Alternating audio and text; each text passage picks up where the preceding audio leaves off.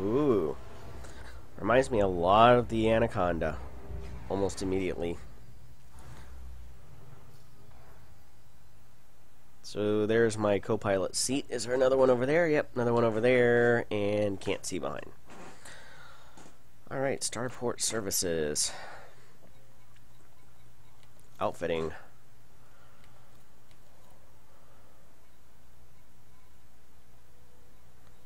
Class descending.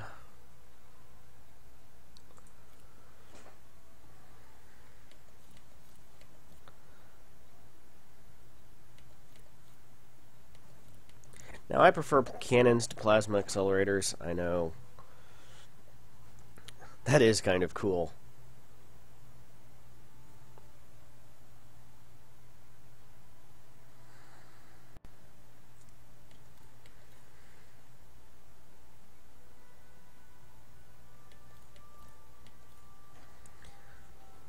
Beam laser turret, of course.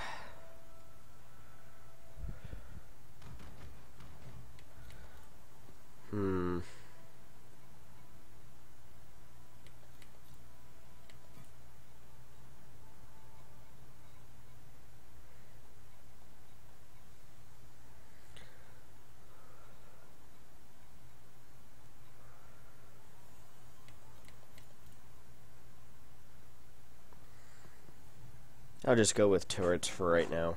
Just make things easy. So, from lessons learned on the other ship,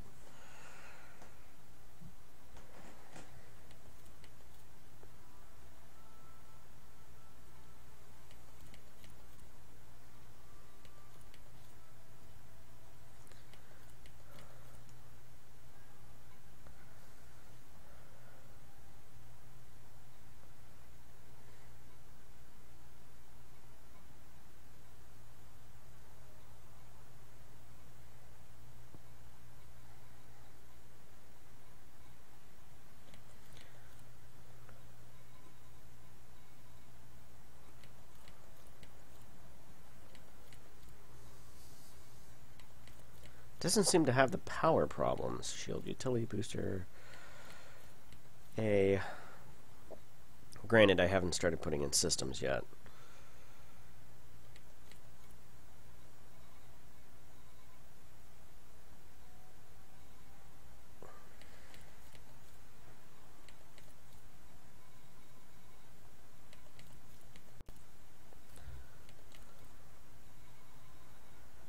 Chaff.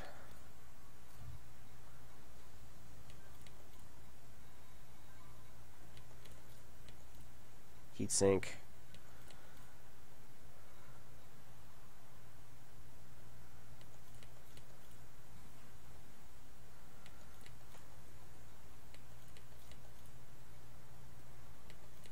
Power plant.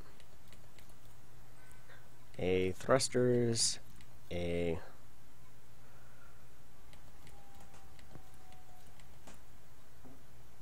so jump range, around 12, 13 light years. That's on par with other combat ships.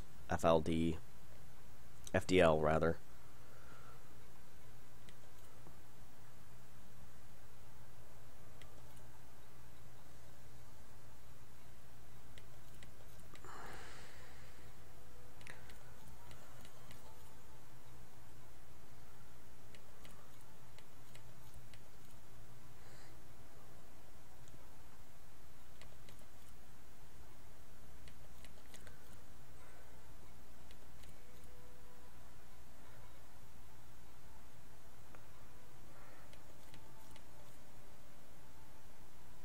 $33, not too bad.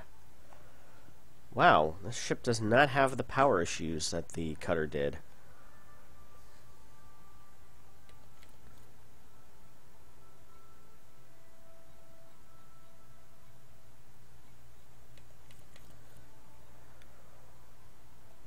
Fine, we're only going to be having one of those at a time.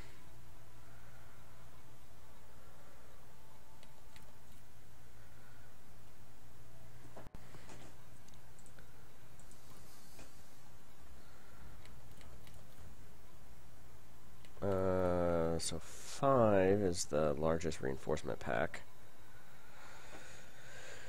So I don't know what I want to use in the 6 spots.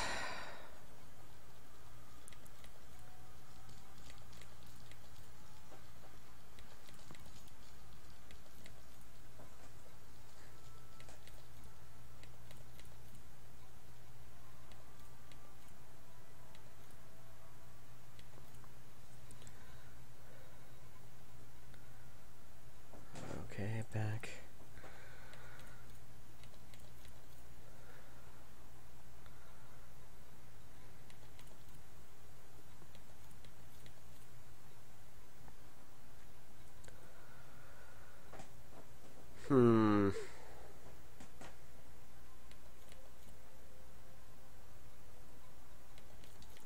Sure, for right now, we'll put that in. Sensors, power cooling.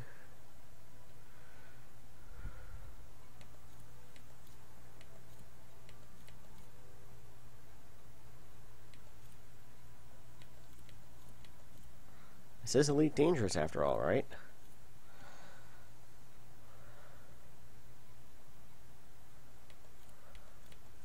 Bask in the glorious.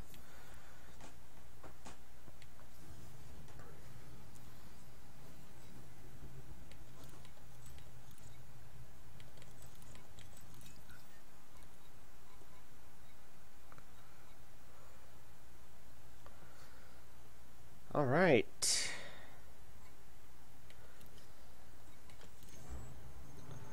Oh, we probably should have waited for shields to come online.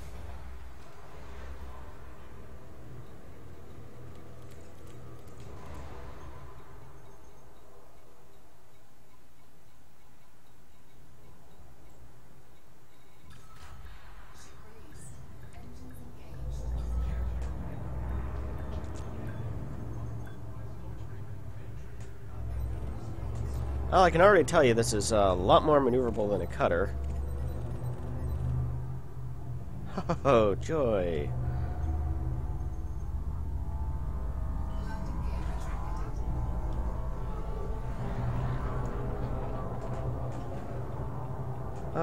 Looks like it's slightly faster than an Anaconda.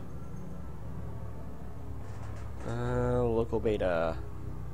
No.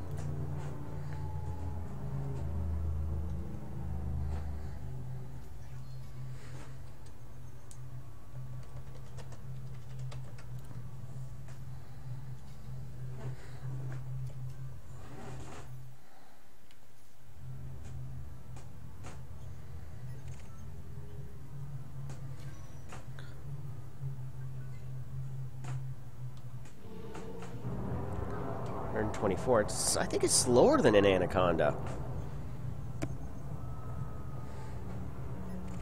I'd have to look that up. It is much better handling than the...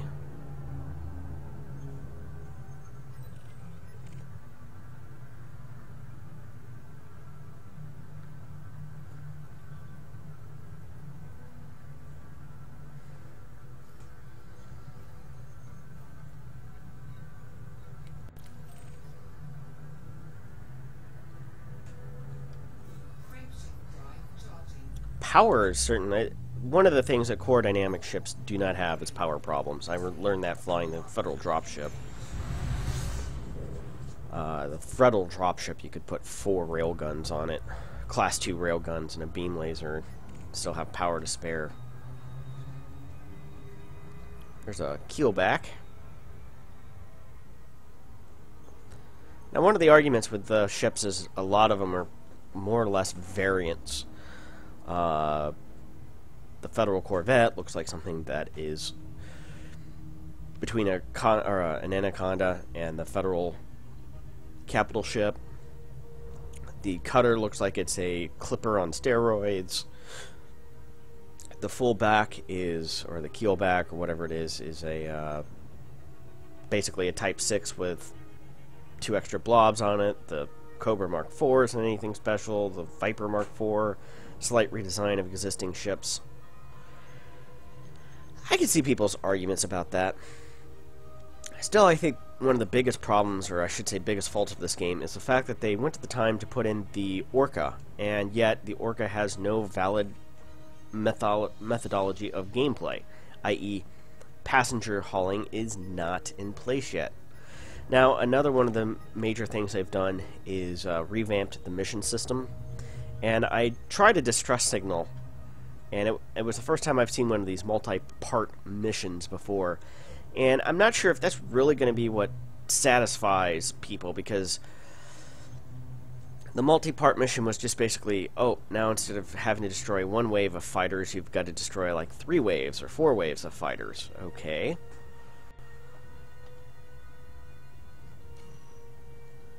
Although, to be frankly, I think the people who are like, but the missions are shallow and this or that, are never going to be entirely satisfied with whatever they do.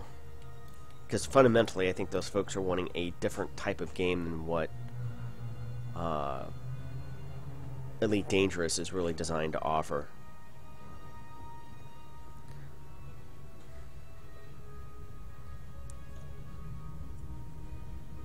But while the Imperial Cutter is kind of a lumbering beast, this is pretty agile for a ship this size. It's certainly more maneuverable than an Anaconda.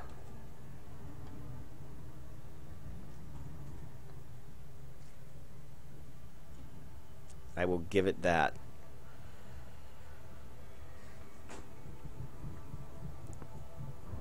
It'll be interesting to see, because chances are I'll go back to grinding rank and a little extra cash. I think I have enough credits. I could probably outfit a Corvette pretty well from day one. The cutter would be borderline. I could fit a trading cutter pretty easily.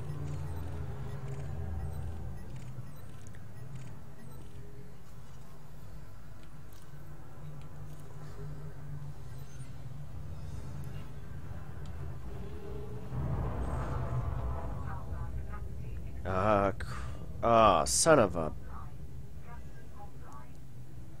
Really? Yeah, we're gonna get out of here.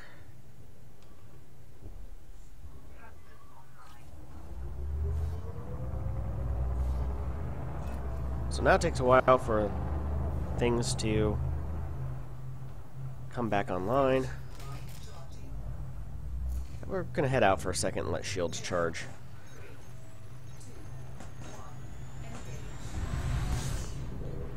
Because I forgot to set up power groups.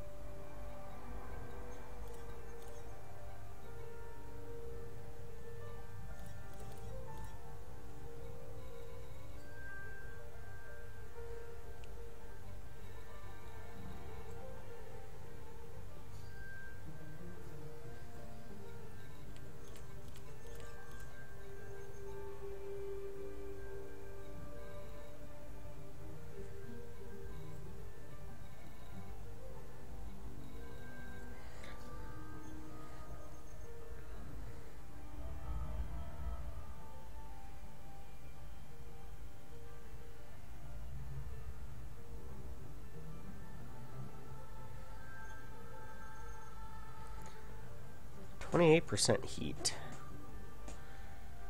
Now let's see what happens when we get...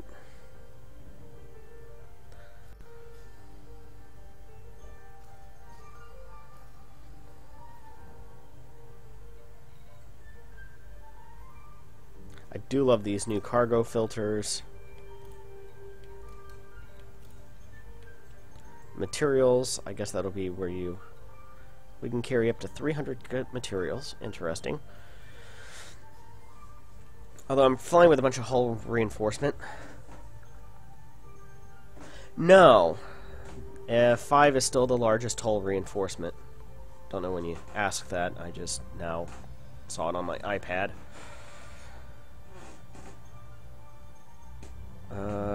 Gonna have to do another loop, a shield recharge.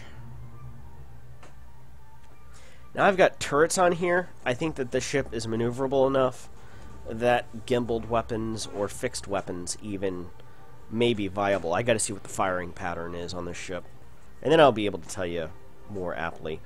Now I'm flying with gimbaled cannons here. I would probably choose fixed cannons, perhaps. I am not... I know most PvPers prefer the plasma accelerators for that alpha strike damage.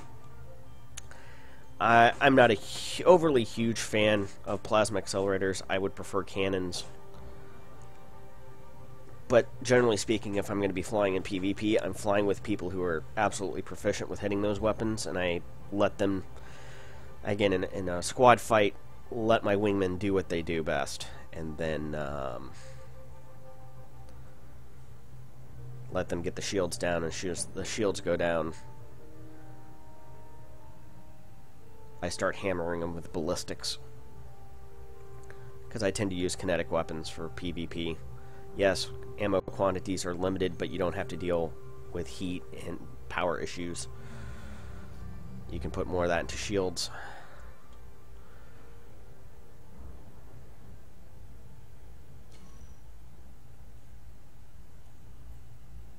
Nope, that's not what I wanted to do. Well, actually, this might work out. I'm only 13 kilometers away.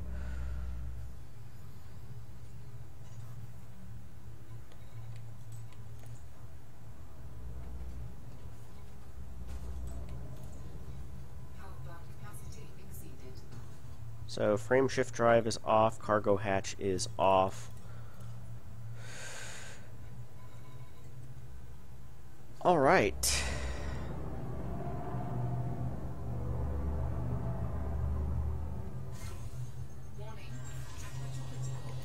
Oops.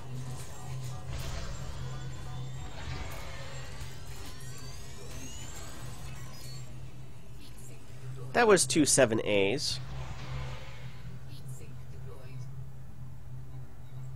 I should probably turn off one of these shield cell banks. Wow. Alright.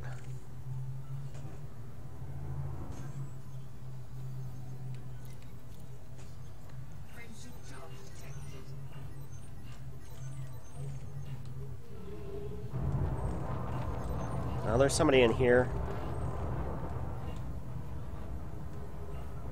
Fertilance, Commander Wily Coyote or Vile Coyote. Fertilance. Well, we're about to find out how well this works.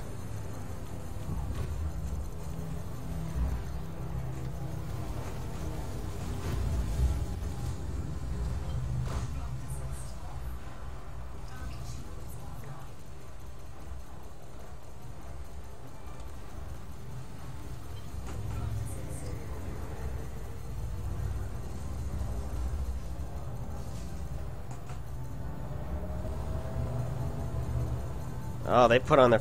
Wow, look at their hull. They activated their shield boosters, and their hull is just bleeding.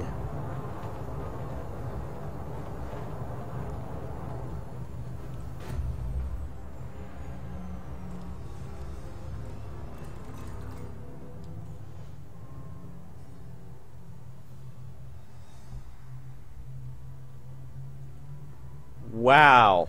They equipped shield boosters, and they bled, like, 20% of their hull.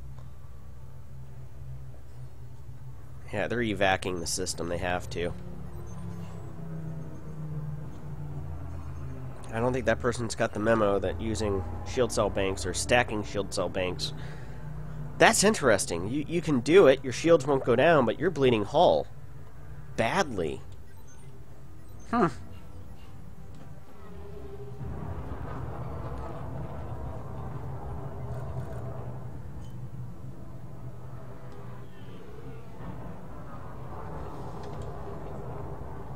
Ship seems to be maneuverable enough.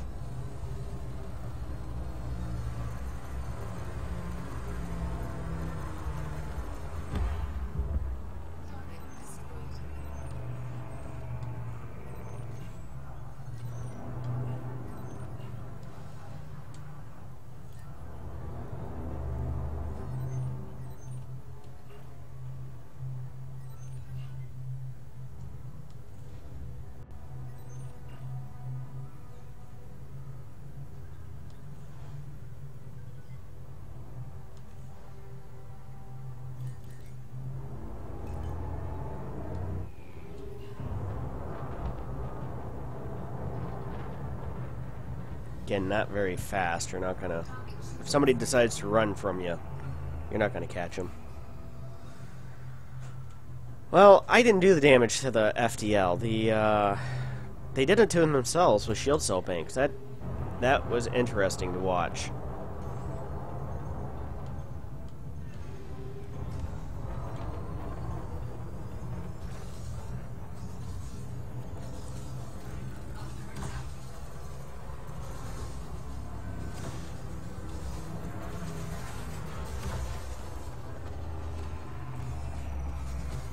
Alright, well.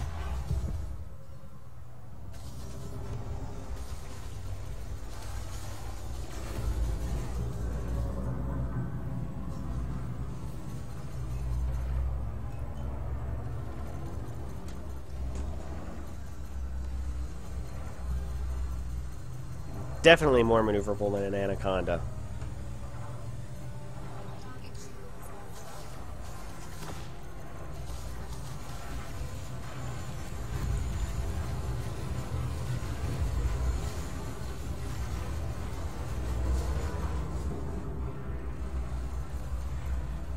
I think gimbaled weapons would work out quite well on this ship for the 1s and 2s.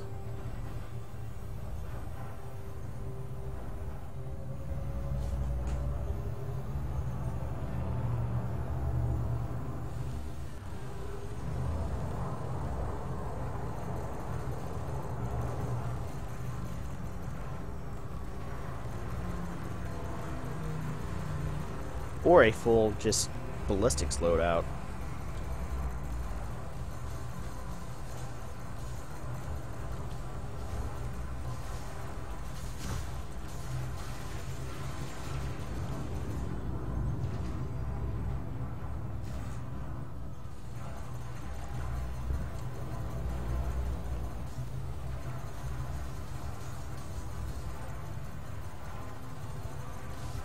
Let's see what happens with just one.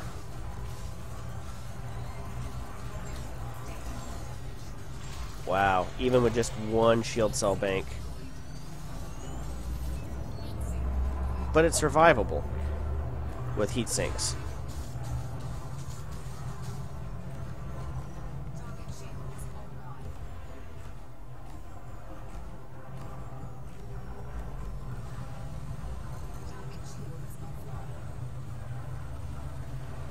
Yeah, I'm thinking multi-cannons in those Class 1 spots definitely would probably be better. And maybe beam lasers in the Class 2. But so much of what weapons you want to use is subjective. People's personal fight styles.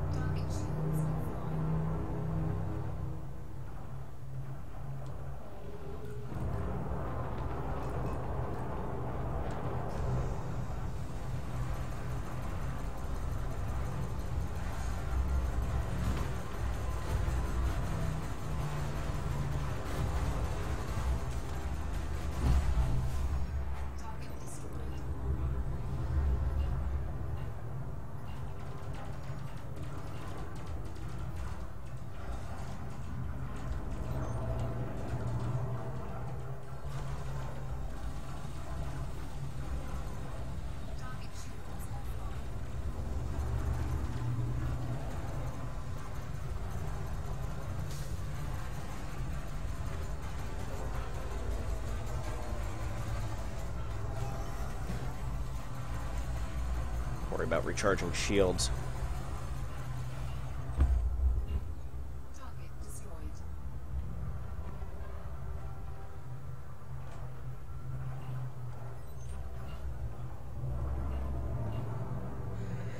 I think I'm liking the Corvette better, at least for combat, certainly, than the Clipper.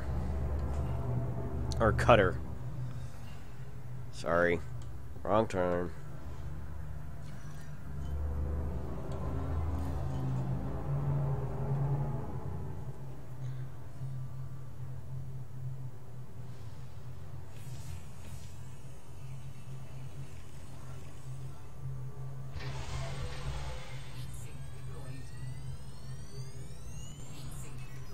That works.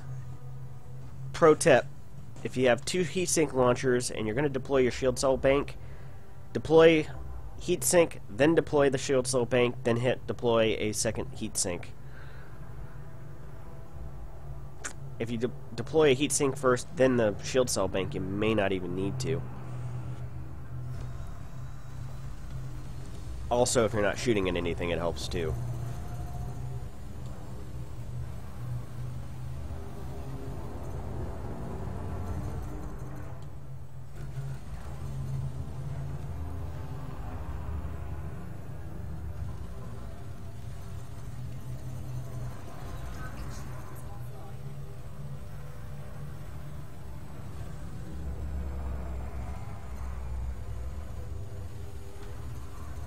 Yeah, I could definitely hit things PvE with gimbaled weapons just as easy as with turrets. So I don't think turrets are necessary. Go with more damage with gimbaled weapons.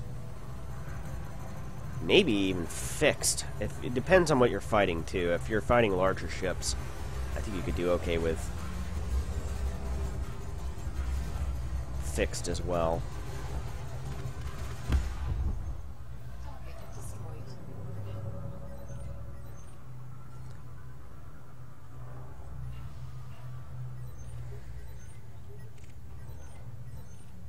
I kind of wish they would develop a size 4, 3, and 4 autocannon.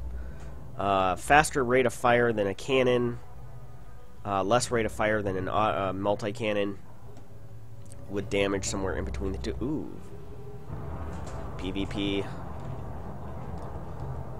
Time to go more PvP.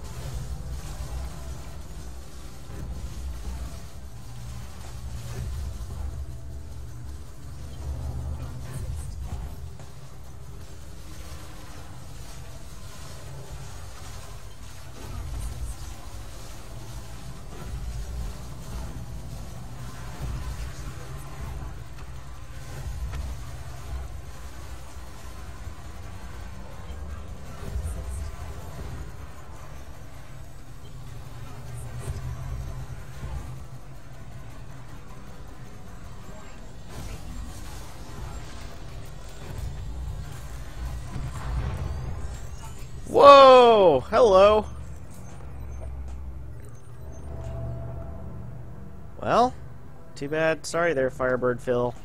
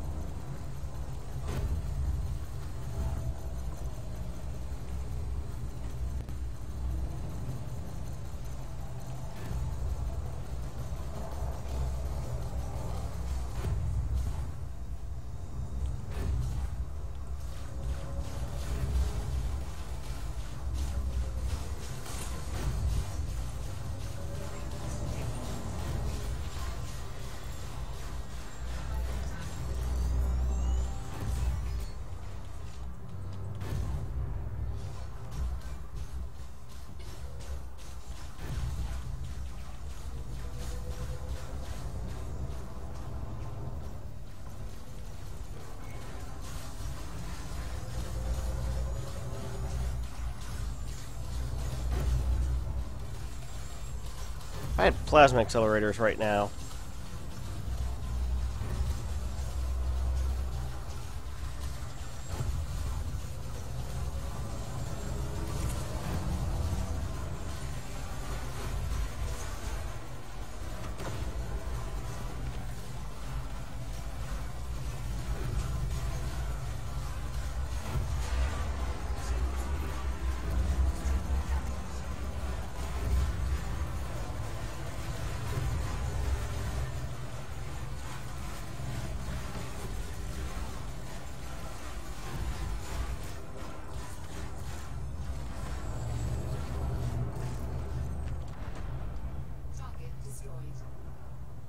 I should have waited for him to pledge to a side.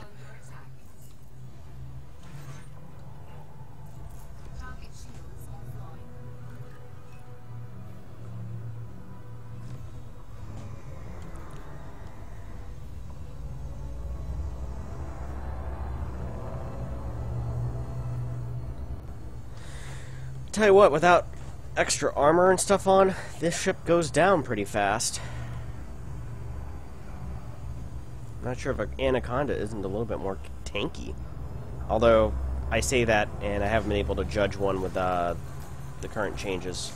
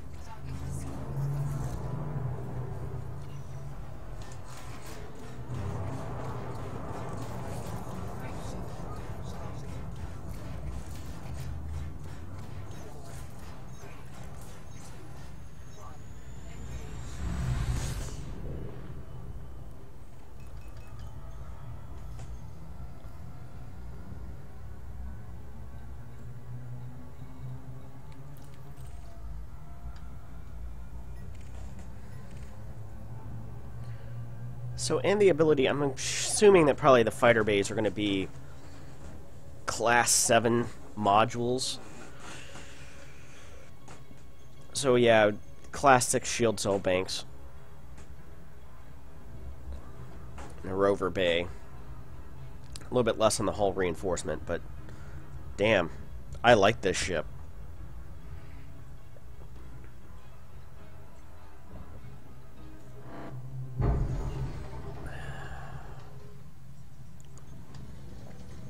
Let's see how well this ship does at introduction evasion. Guess it would help if I had my foot on the rudder pedals, wouldn't it? Yeah. Submit.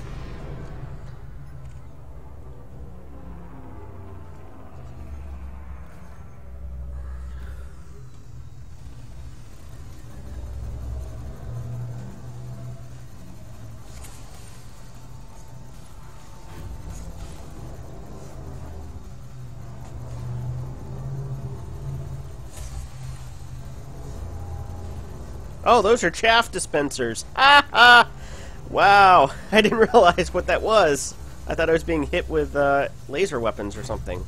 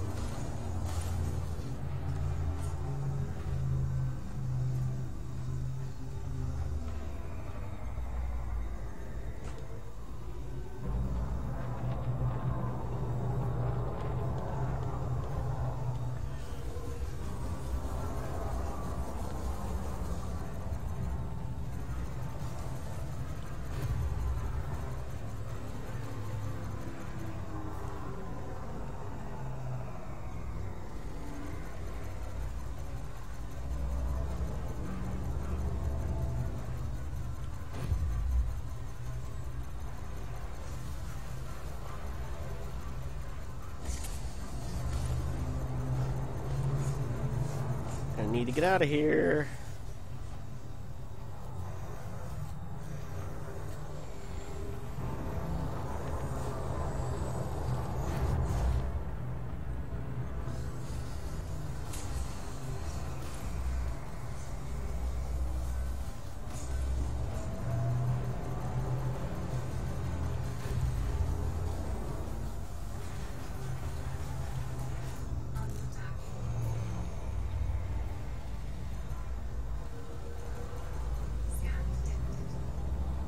Yeah, this is gonna be bad.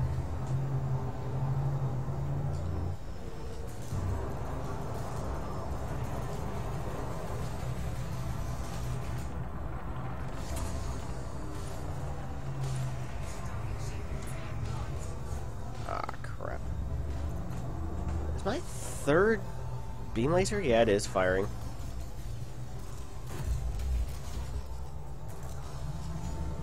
It's like...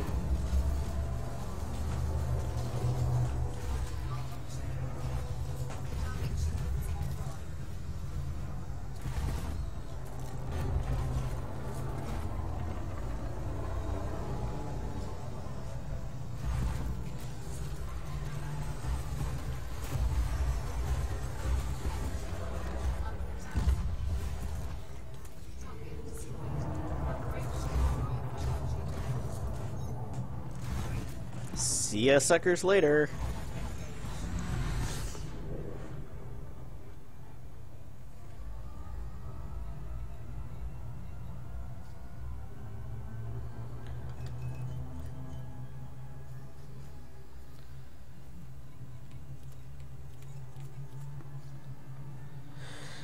I might get my shields up sometime this century.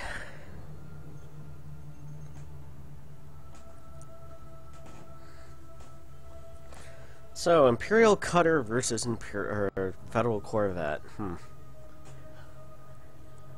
Well, I'll just be honest. I think I want one of each for different reasons. I think the Cutter is a better general utility flying around ship. I think maybe even better than the Anaconda in certain respects. Certainly, if you're a trader, it's going to be the next logical upgrade from a Type 9. It can hold more cargo, and you'll be able to go faster than in a Type 9. I don't know, I think it's about the same sluggishness in terms of turning rates and things like that. But in trading, speed matters, because the quicker you can get in and out of the dock, the better off you are. Combat, I think a lot of Python pilots are going to be trading in their Pythons for a Federal Corvette. It seems to be more maneuverable than an Anaconda. I'm sure there's going to be Python pilots who may disagree with me, but with the changes to the shield cell banks and things like that, it's pretty impressive.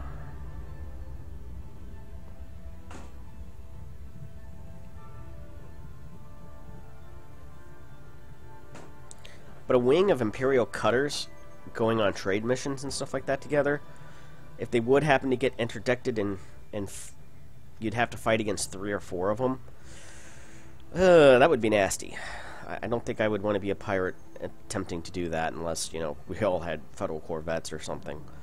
And then you're going to get that nice trade bonus for trading in a wing.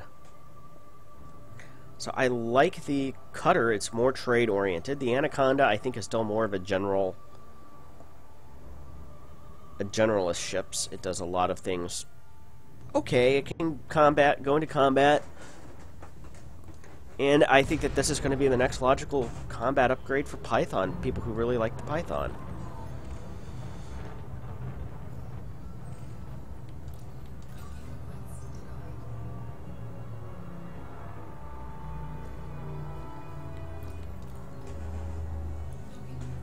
And it is a large pad, so I guess that is one advantage the Python does have over the Corvette, is you can still dock at outposts.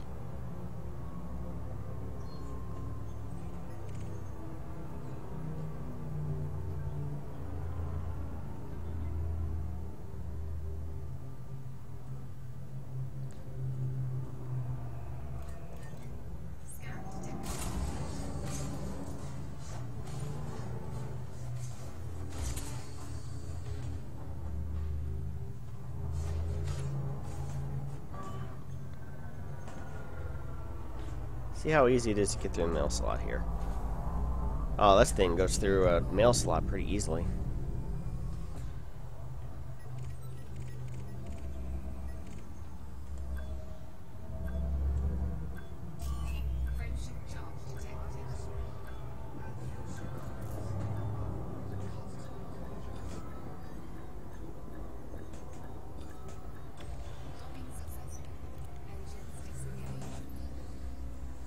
That being said, I did not equip the cutter with extra armor.